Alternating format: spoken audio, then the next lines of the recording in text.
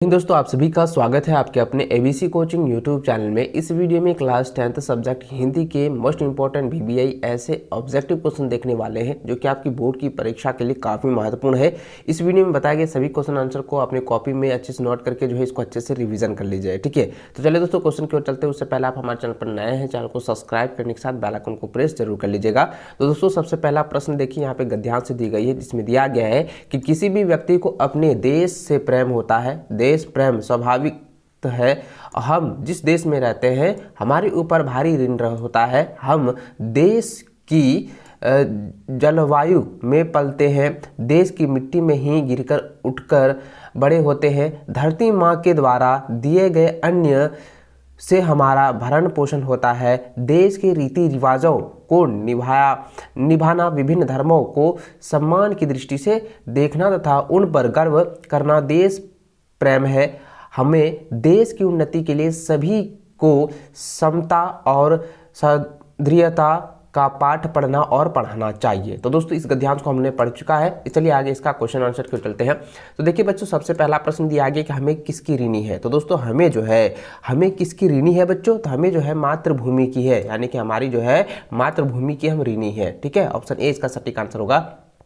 अगला प्रश्न है मनुष्य की श्रेष्ठता किसमें है। तो मनुष्य की जो श्रेष्ठता है वो है गिरकर उठकर बड़े होने में, ठीक है। तो ऑप्शन नंबर 3 इसका सही आंसर होगा, गिरकर उठकर बड़े होते हैं, ठीक है। अगला प्रश्न देखिए तीसरा नंबर है कि हमारा भरण पोषण किसके द्वारा होता है। तो हमारा भरण पोषण जो है धरती माँ के द्वारा दिए गए अन्न से होते हैं। तो ऑप्शन नंबर 2 इसका सटीक आंसर होगा।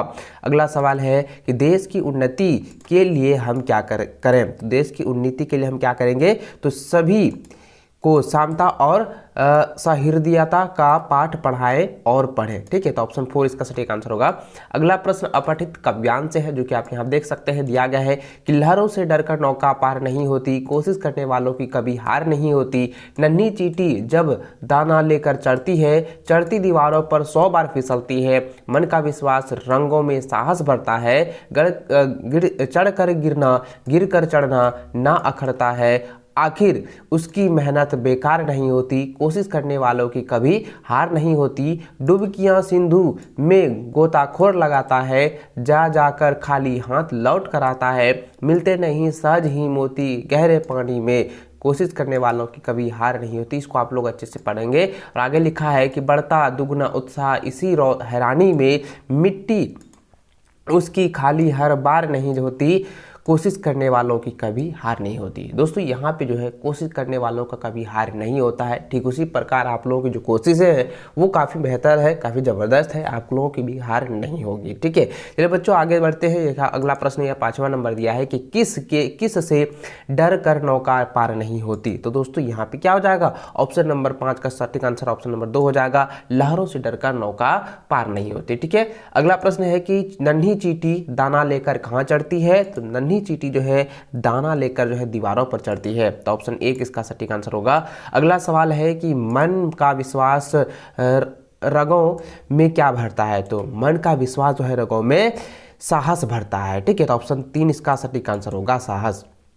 अगला प्रश्न है कि सिंधु में डुबकियां कौन लगाता है। तो जो है डुबकियां कौन लगाता है, गोताखोर लगाता है। तो ऑप्शन 3 इसका सटीक आंसर होगा।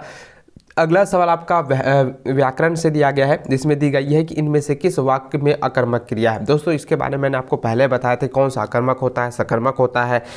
उसके बाद दोस्तों कौन सा जो है मिश्र वाक्य होता है, सारा चीज़ मैंने आपको अच्छे से समझाया है। तो दोस्तों यहाँ पे जरा ध्यान दीजिए, दिया गया कि इनमें से कौन सा वाक्य जो है अकर्मक है। तो दोस्तों यहाँ पे मोहन सो रहा है, तो ये क्या है, ये ऑप्शन जो है ऑप्शन 3 इसका सटीक आंसर होगा। मोहन सो रहा है ये अकर्मक क्रिया होगा, ठीक है। अगला प्रश्न दिया गया कौन सा वाक्य सकर्मक क्रिया है। तो दोस्तों इसका भी आंसर क्या हो जाएगा, देखिए रीता खाना खाती है, तो ये भी क्या है, सकर्मक क्रिया होगी। चलिए अगला प्रश्न दिया गया है 11 नंबर की जलज का अनेकार्थी शब्द नहीं है। तो बच्चों इसका आंसर क्या हो जाएगा, आप मुझे कमेंट करके बताएं, क्योंकि ये मैंने कई बार आप लोगों को बताया था। यहाँ पे पिछले वीडियो में मैंने आपको बताया कि बादल जो है ये अनेकार्थी शब्द नहीं है, ठीक है।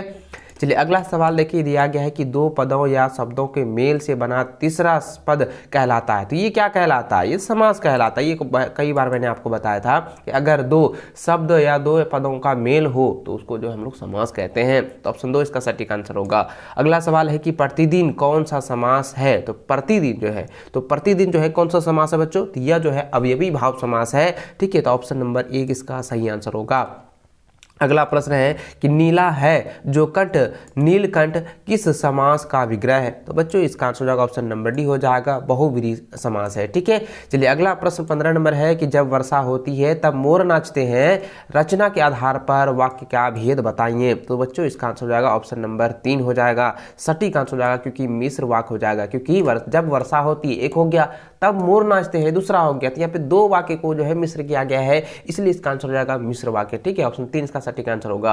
अगला सवाल दिया गया कि जिस वाक्य में कर्ता के कर्म को प्रधानता दी जाती है वहां कौन सा वाच्य होता है? तो बच्चों इसका आंसर क्या होगा? ऑप्शन नंबर एक हो जाएगा, कृत्यवाच्य हो जाएगा। ठीक, इसको आप लोग कॉपी में नोट कर लीजिए। चलिए अगला सवाल देखिए, 17 नंबर दिया गया कि बालक चांद डैश देख रहा है। तो क्या हो जाएगा? तो यहाँ पे बालक जो है चांद की ओर देख रहा है, तो ऑप्शन 1 इसका सटीक आंसर होगा, की ओर देख रहा है। ठीक है, चलिए अगला सवाल 18 नंबर है कि निम्न में से कौन सा शब्द समुच्चय बोधक अवयव शब्द है? तो बच्चों इसका आंसर हो जाएगा ऑप्शन नंबर 3 हो जाएगा, अथवा जो है ये समुच्चय बोधक अवयव है। चलिए अगला सवाल 19 नंबर है कि कौन सा शब्द अनेकार्थी है? तो देखिए यहाँ पे जरा ध्यान दीजिएगा दोस्तों, काफी इंपॉर्टेंट सवाल है।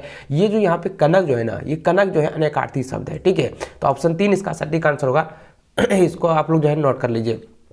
अगला सवाल है 20 नंबर के नीलकंठ समासिक पद का विशेषार्थ क्या होता है? तो देखिए इसका भी आंसर क्या होगा? ऑप्शन नंबर हो जाएगा दोस्तों, ऑप्शन बी हो जाएगा, शिव जो है ये विशेषार्थ अब्द है। ठीक है, तो ऑप्शन नंबर 2 इसका सटीक आंसर होगा। चलिए अगला सवाल देखते हैं 21 नंबर। तो यहाँ पे 21 नंबर जो काफी इंपॉर्टेंट सवाल दिया गया, बहुत बार पूछा गया है कि वाच्य कितने प्रकार के होते हैं, वाच्य के कितने भेद होते हैं? तो वाच्य के बच्चों कितने भेद होते हैं? 3 भेद होते हैं ना, तो ये इसको आप लोग कॉपी में नोट करके याद कर लीजिए। चलिए अगला सवाल दोस्तों आपका जो है पठित गद्यांश जो यानी कि आपके बुक से दी गई है, जो कि बाल गोविंद भगत का है, तो इसको भी मैं आपको पढ़ के ही बता देता हूँ। देखिए लिखा है कि बाल गोविंद भगत की संगीत साधना का चरण उत्कर्ष उस दिन देखा गया जिस दिन उसका बेटा मरा। इकलौता बेटा था, वह कुछ सुस्त और भोदा सा था, किंतु इसी कारण बाल गोविंद भगत उसे और भी मानते थे।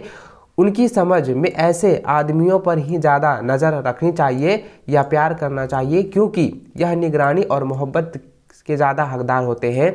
बड़ी साद से उसकी शादी कराई थी, पुतहू बड़ी सुभग और सुशील मिली थी। घर की पूरी प्रबंधिका बनकर भगत को बहुत कुछ दुनियादारी से नेतृत्व कर दिया था। तो दोस्तों इस गद्यांश को जो आप लोग पढ़ लीजिएगा। चलिए आगे बढ़ते हैं इसके प्रश्न की ओर। तो देखिए यहाँ पे 22 नंबर प्रश्न दिया गया है कि भगत जी का बेटा कैसा था? तो भगत जी का बेटा कैसा था? सुस्त और बोधा सा। ठीक है, ऑप्शन नंबर 4 इसका जो है सटीक आंसर होगा। अगला सवाल है कि भगत जी के पुतहू कैसी थी? तो भगत जी की जो पुतहू थी ना बच्चों, तो वो कैसा था? देखिए अभी जस्ट मैंने आप लोगों को बताया कि भगत जी की पुतहू जो है वो सुभग, सुशील और गृह प्रबंधिका थी। ठीक है, तो यानी कि ये जो है ऑप्शन 3 इसका सटीक आंसर होगा। अगला सवाल 24 नंबर दिया गया है, उससे पहले आप देख सकते दिया गया है कि प्रस्तुत गद्यांश को आप ध्यानपूर्वक पढ़े। तो इसको गद्यांश को भी आप लोग चलिए ध्यान से पूरा पढ़ लीजिए। देखिए यहाँ पे दिया गया है कि किसी दिन एक शिष्या ने डरते डरते खां साहब को टोका, यानी कि कौन सा खां साहब? बिस्मिल्लाह खां साहब को जो है टोका, बाबा आप क्या करते हैं? इतनी प्रतिष्ठा है आपकी, अब तो आपको भारत रत्न भी मिल गया है। यह फटी तहमद ना पहना करें, यानी कि यह फटी कुर्ता ना पहना करें, अच्छा नहीं लगता। जब भी कोई आता है आप फटी तहमद में सबसे मिलते हैं। खां साहब मुस्कुराए, लाड़ से भरकर बोले, थत पगली, ई भारत रत्न हमको सहनाई पे मिला है, लुंगिया पे नहीं। तो इस प्रकार से कहता है कि लुंगी उसकी बटी हुई है, तो वो जो है कहती है, लेखिका कहती है उसको कि खां साहब आपको तो भारत रत्न मिल चुका है, आप अच्छे से रहे, लेकिन यहाँ पे क्या है, खां साहब उसको डांट के बोलती है, प्यार से बोलते हैं, धत पगली, ये तो भारत रत्न हमको शहनाई पे मिली है, लुंगिया पे थोड़ी ना मिले हैं। चलिए आगे बढ़ते हैं अगला सवाल की ओर। तो देखिए दोस्तों, ये 24 नंबर सवाल दिया गया है कि खां साहब क्या पुरस्कार मिला। तो खां साहब को जो है भारत रत्न जो है पुरस्कार मिला है। ऑप्शन 3 इसका सटीक आंसर होगा। अगला सवाल है कि तहमद का प्रयोग किस वस्त्र के लिए किया गया है। तो दोस्तों यहाँ पे क्या हो जाएगा, लुंगी के लिए। ठीक है, ऑप्शन 1 इसका सटीक आंसर होगा 25 का। ठीक है, चलिए अगला सवाल यहाँ चलते हैं 26 नंबर। तो देखिए दिया गया है, यहाँ पे जो है उद्धव से ली गई है। उद्धव यहाँ पे देख सकते दिया गया है, उद्धव तुम हो अति बड़भागी, अपरस रहत स्नेह लाग है, त नाहित मन अनुरागी, परु इन बात रहत जल, भीतर तारस देह ना दागी, ज्यो जल महते की गागरी, बुंद ना तको लागी, प्रीति नदी में पाऊ ना बोरिय, दृष्टि ना रूप परागी, सूरदास अबला अब भोरी गुर चाटी जियो पागी। तो दोस्तों यह जो है ना आपका जो है सबसे पहला जो कविता है उद्धव वाला, उसमें से लिया गया है और इसका जो लेखक है ना ये सूरदास है। इसको आप लोग नोट कर लीजिएगा। अगला प्रश्न 26 नंबर दी गई है कि गोपियाँ किसकी अन्य भक्त थी। तो दोस्तों इसका आंसर हो जाएगा श्री कृष्ण का। ठीक है, तो ऑप्शन नंबर 2 इसका सही आंसर होगा। इसको आप लोग कॉपी में नोट कर लीजिए। चलिए अगला सवाल दिया गया है कि गोपियों ने उद्धव के व्यवहार की तुलना जो है किससे की है। तो दोस्तों इसका आंसर हो जाएगा कमल के पत्ते और तेल के मटके से की है। तो ऑप्शन नंबर 3 इसका सटीक आंसर होगा। अगला सवाल दिया गया है कि प्रस्तुत काव्यांश को पढ़कर सही उत्तर का चयन करें। तो देखिए यहाँ पे तंदुरित मुस्कान वाला चैप्टर से दी गई है, दिया है कि तुम्हारी ये दंतुरित मुस्कान मृतक में भी डाल देती है जान, धुली धुरस तुम्हारे ये गात, छोड़कर तालाब मेरी झोपड़ी में खिल रहे हैं जलजात। तो दोस्तों इस कविता को पढ़ लीजिएगा और इस कविता के जो है कवि है नागार्जुन, इसको याद रखें। चलिए अगला प्रश्न यहाँ पे देखिए दोस्तों दिया गया है कि किसकी मुस्कान इतनी मोहक है कि मुर्दे में भी जान डाल सकती है। तो दोस्तों इसका आंसर क्या हो जाएगा, नन्हे शिशु का जो है नन्हे शिशु की जो है मुस्कान। ठीक है, ऑप्शन 3 इसका सटीक आंसर होगा।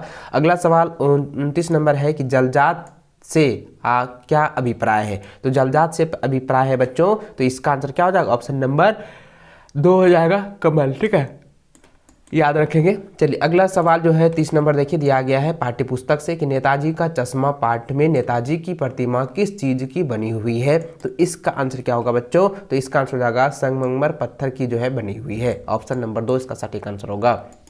अगला सवाल है छाया शब्द का क्या अर्थ है। तो छाया शब्द का अर्थ क्या होता है बच्चों, ये कई बार मैंने आपको बताया था कि अतीत के सुखद पल जो है छाया का अर्थ होता है। ठीक है, तो ऑप्शन नंबर 1 इसका सटीक आंसर होगा।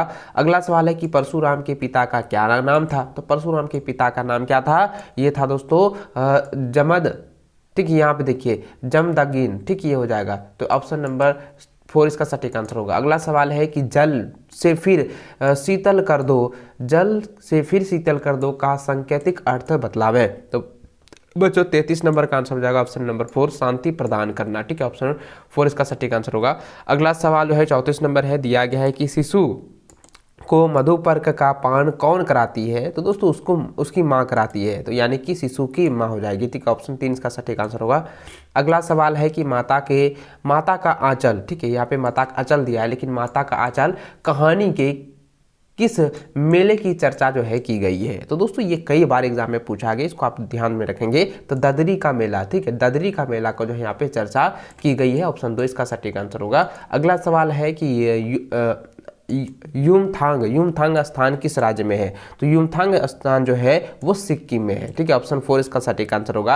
अगला सवाल है कि इंग्लैंड से दिल्ली कौन आए। इंग्लैंड से दिल्ली जो है वो कौन आया था, ये बहुत इंपॉर्टेंट है, इसको नोट कर लीजिए। तो दिल्ली से मतलब इंग्लैंड से जो दिल्ली आए हैं वो आया था प्रिंस। ठीक है, प्रिंस फिलिप और एलिजाबेथ। ठीक है, तो ऑप्शन नंबर 1 इसका सटीक आंसर होगा। अगला सवाल 38 नंबर है कि लेखक बाल गोविंद भगत के किस चीज पर अधिक मुग्ध था। तो दोस्तों उसका आंसर क्या हो जाएगा, मधुर गायन पर। ठीक है, ऑप्शन नंबर 2 इसका सटीक आंसर होगा। चलिए अगला सवाल दोस्तों ध्यान देंगे, 39 नंबर दिया गया है कि फादर कामिल बुल्के का निधन कहाँ हुआ। तो दोस्तों इसका जो आंसर होगा ना, जरा ध्यान दीजिएगा, इसका जो आंसर होगा दोस्तों, इसका आंसर क्या होगा, तो यहाँ पे जो है 39 नंबर इलाहाबाद में, ऑप्शन नंबर 3 इसका सटीक आंसर होगा। अगला सवाल है कि मन्नू भंडारी के हिंदी प्रधानाध्यापिका का नाम क्या था? तो दोस्तों इसका आंसर हो जाएगा शीला अग्रवाल। ठीक है, ऑप्शन 2 इसका सटीक आंसर होगा। इस वीडियो में दोस्तों 40 ऑब्जेक्टिव ऐसे क्वेश्चन देखे हैं जो कि आपकी बोर्ड की परीक्षा के लिए काफी इंपॉर्टेंट है। इसको नोट करके अच्छे से रिवीजन कर लीजिए। चलिए दोस्तों मिलते हैं नेक्स्ट में, तब तक जय हिंद, वंदे मातरम।